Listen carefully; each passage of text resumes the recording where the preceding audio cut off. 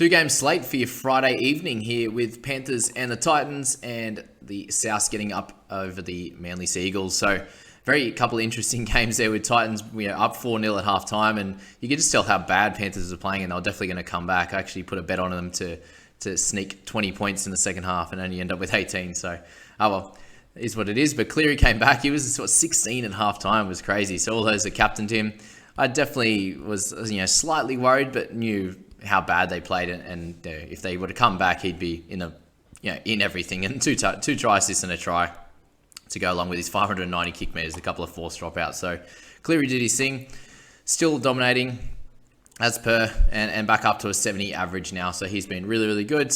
And yeah, definitely a great option for your side as always. Isaiah Yeo with another great 63. So he's been really dominant all year for a nice average just over 60 there, and 80 minutes on a pretty regular basis, as you can see with Cam Murray as well, which we'll speak about in the next game there. But yeah, both been just great, really. So nothing too much else to say. They'll both be in Origin though. That's the only thing to think about. So if you're holding them, I think that they're definitely players you could think to hold through the bye period, or you could look to move them on and bring them back if you think they're going to miss two to 4 games over that period of games. Tino with a 60 and he's 71. So again, that's kind of up and down scoring, whether he plays bigger minutes. Some games he plays that 50 odd and gets a 30 or 40. So just a bit too up and down for my liking. Him will be in Origin as well. Greg Marzhew came in and had a great game with 58, going with 12 tackle breaks. So yeah, well done for him in a losing side to still score that well. But again, not really an option. Kick-out with a decent one. Fisher Harris, a few people have been thinking about him coming into round 13, in that Origin period in general, given the fact that he plays for New Zealand. And I just think for him, he gets good minutes. The PPM isn't there. He had 57 in base there, but just the amount of negatives, and he doesn't really have the attacking stats that he has had in previous years. So I think he's someone we probably leave out of our sides, because I don't think he's going to be a keeper. You bring him in at a pretty expensive price to then move him on before the end of the season. So yeah, I think there's going to be better options, even just to hold that, those 400 to 500k guys that we have could score around that 40 mark and be a bit of a hold rather than bringing in Fisher. Aaron Clark with 45, Bert Moore with 44. So I think still someone you can continue to hold, but I wouldn't expect anything out of him as good as what he was doing at the start of the season. The Titans just aren't good enough, and they don't give him enough ball in close proximity to the line for him to score a few more tries like he did at the start of the year. They're actually playing pretty well, and the last few weeks have been a bit of a negative for the Titans, and that's going to affect Bo a little bit, which we'll speak about with Paul Fafita a little bit later. So Brimson's been scoring okay. Again, not really an option at the moment. Taylor May with 42 with 10 tackle breaks and 180 meters. So he's someone that loves to get his hands on the ball and run. You definitely could go with the To'o Junior for sure. You can understand where he's learnt from over the last year or so, being in this system. So yeah, he's been great. And people are asking when's the best time to get rid of him? We need to see what happens with To'o first. Does he come straight back into the starting side? I think he does, but does he take May's spot? We just got to find out, and we can make that decision when that comes up. Will Smith got a nice score of 42, a lot better than what Sexton got. So if you held on to him, it was a good option to play him this week, even against the Panthers, because he just gets involved in a bit of everything, which was great, and even a try saver as well. So Tungo with 40, he had a pretty average game, to be fair, with the 4 errors. If he holds on to them, he gets the meters gain and drops off. Let's just drop off 3 of the errors. He probably gets a 50 and just shows why he's pretty close to being a keeper, even after a few lighter games. It's not he's not always going to come out and dominate. And he's still got a 45.3 average, which is a clear center gun average there. So don't worry about him. He's a hold as well for the longer term. All right, Martin with a bit of a lower one. We've got Edwards at 29. So again, just that up and down nature for him. He'll get that 260 to 300 meters with a bunch of tackle breaks and try assists or whatever. And some games where he's lower as well. Crichton with the try save was really nice. The 5 missed tackles was annoying, and just no real attacking stats there. So neg 12 for him wasn't ideal, but the 28 you can cop after his highest score last week. Again, someone that's averaging 41.4 overall. It's pretty close to keeper status in the centers. So he's not someone that you have to rush to get out of your side, especially in a good team. And we noticed that with Billy Walters the other night. If you don't think they're going to lose too much cash, Walters only had 70k that he could actually go down if he averaged 10, right? But what happens if he comes out and gets a decent game? What happens if someone gets injured and they have to play bigger minutes? Like, there's so many things to think about with these guys that, yes, you can sell them straight away if they get to their peak, if there's someone that's a clear option. But if there's someone that's not a clear option, and we found that out with Taff, trading him in last week for Crichton, that he hasn't been a great option either. So unless they're really clear and they're going to be a good cash cow, like we saw what happened with Harry Grant coming in, we're like, you just have to get him in. He's an absolute superstar, and he's playing in a middle forward or a hooker position. Then that's definitely a lesson to be learnt from the last few weeks. And we even did it again. We traded out Walters this week for Kohler, and he scored okay, but Walters came out and he's not even going to lose us any money anyway. So we could have just held off on that one. Anyway, that's just a lesson to be learnt for myself and also everyone out there for feeder. So coming off, Holbrook mustn't like him, hey, or he hasn't got a good attitude, or there's something there, because obviously last year he played a bunch off the bench. He still played really, really good, but to play centre last week and then play off the bench this week, obviously he got injured at the end of it, and it looks like he's definitely going to be a trade out now if he's out for a few weeks. But a very strange one with Fafita and that relationship he has with coach at the moment, because to bench him, it doesn't, I don't know if it changes much for him. Like, just get him out there, even if you're playing him a little bit in the middle, just get him a bunch of touches, get him into the game, because he's so damaging. It's crazy to see how that all pans out in each and every game. But Sexton with 15 again, so he's going to be super cheap at one point. He'll probably come out and have a really good back end of the season, but at the moment, just the 3 errors, the 4 missed tackles, just not good enough. Will Smith had a way better game than what Sexton did, and Toby's meant to be the main guy.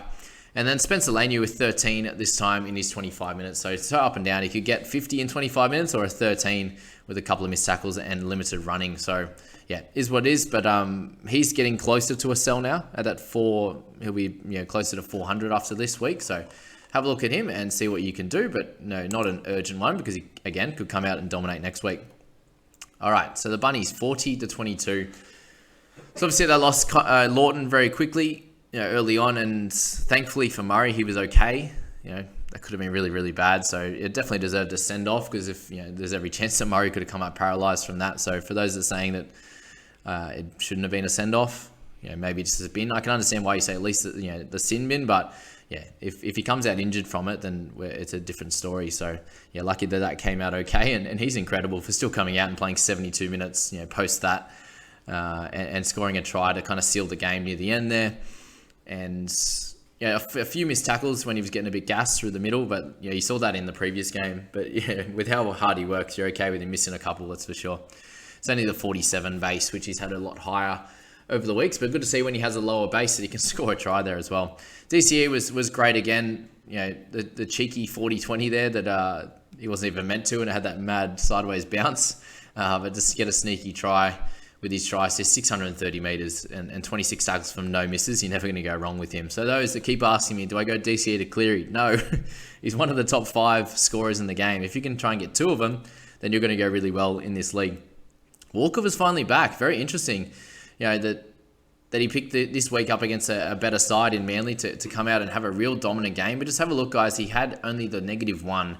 So no real negatives in this game, and it just had a perfect game. So if he can do it a game or 2 in a row, then that 450 or whatever price point he's going to be at over the next few weeks is getting real juicy. And for someone that's not going to be in the Origin fold, he's definitely someone on my radar, and I think he should be on yours also.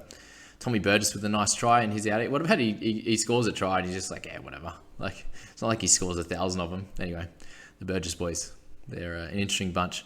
Campbell Graham with 56. He is playing absolutely incredible at the moment, and just putting himself right in Origin contention. And that try at the end, every time I watched it, it kept getting better and better. Let me know in the comments what you thought of that try. But to even have 10 in negatives and still score the 56 with just the 1 try, this shows that he's really getting involved. Like, he's still getting the 24 tackles. You'll take the plus 14 on that one there. The 2 turnover tackles, 190 meters. He's just really getting involved and doing his job tremendously for the Bunnies. And as I said, into Origin contention for sure, which makes it interesting if you're looking at picking him up in your side. Cookie with 55. So he was pretty low at halftime, like 13 or 15.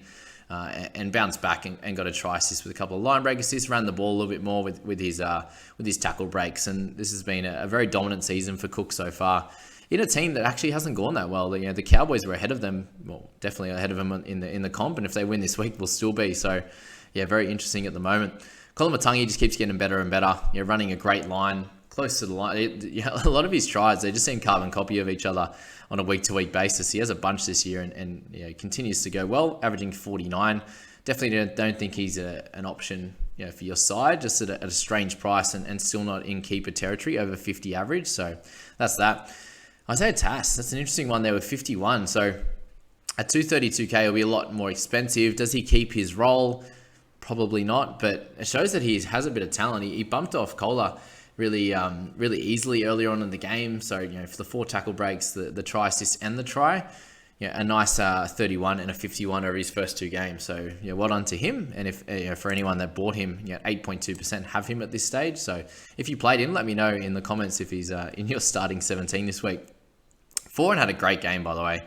I'm really proud with how the Manly boys fought with, I actually think the Souths played a really good game and they only just snuck out of it. So, well done to Foran, really dominated this one in defense as well as, in attack with the try, assist and try. Walker was great, so got big minutes for him off the bench and he's just been an up and down scorer. Last year he's probably 100k more expensive, averaging around that 40 mark. So this is kind of, the standard game that he would have, but only a couple of negatives in this one. Tuipulotu went really, really well this week with the try and 6 tackle breaks. He runs the ball really hard. I think that they were speaking on the commentary last night of Saab being probably in a little bit of trouble for his position when Tommy comes back, and I would agree with that. He doesn't run the ball enough.